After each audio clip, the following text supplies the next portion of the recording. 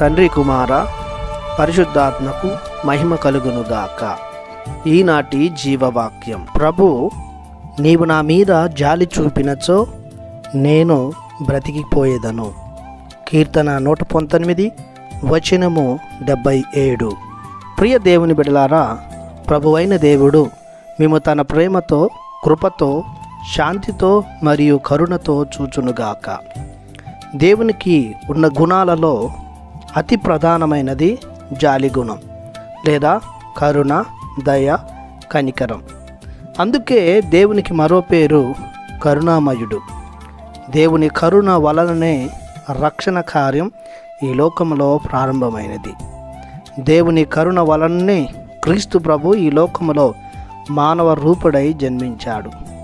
కరుడుగట్టిన మానవ హృదయాన్ని కదిలించేది, అణగారిపోతున్న సమాజపు గాయాలను మాన్పేది దేవుని కరుణయే.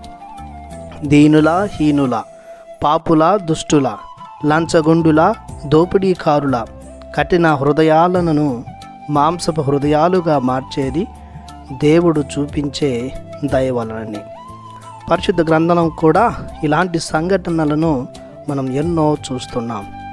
కేవలం దేవుని జాలిగల హృదయం వలననే అనేకులు బాగుపడుతున్నారు. గుడ్డి వారికి స్వస్థత, కుష్టు వ్యాధిగ్రస్తులకు, రక్తస్రావ వ్యాధితో బాధపడుతున్న స్త్రీకి స్వస్థత, పాపాత్మురాలైన స్త్రీలకు, వ్యభిచారగ్రస్తులకు, సుంకరులకు, పాపాత్ములకు స్వస్థత, క్షమాపణ దేవునికున్న దయ వలననే. అందుకే దేవునిని పిలుస్తూ, దావీదు కుమారా, మాపై దయ చూపుమని భక్తులు దేవుణ్ణి వేడుకుంటున్నారు. పాపపు ఊబిలో పడిన మానవులని రక్షించుటకు క్రీస్తు ప్రభు తనను తాను సిలువలో త్యాగం చేసుకుంది. దేవదేవునికి యోగ్యమైన బలిగా సమర్పించుకున్నది తన అపారమైన కరుణ వలనే.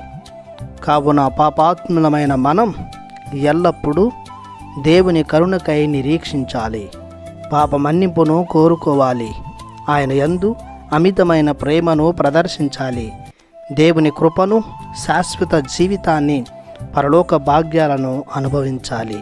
అంటే దేవుని దయను పొందుకోవడమే సులువైన మార్గము. ప్రార్థించుదము.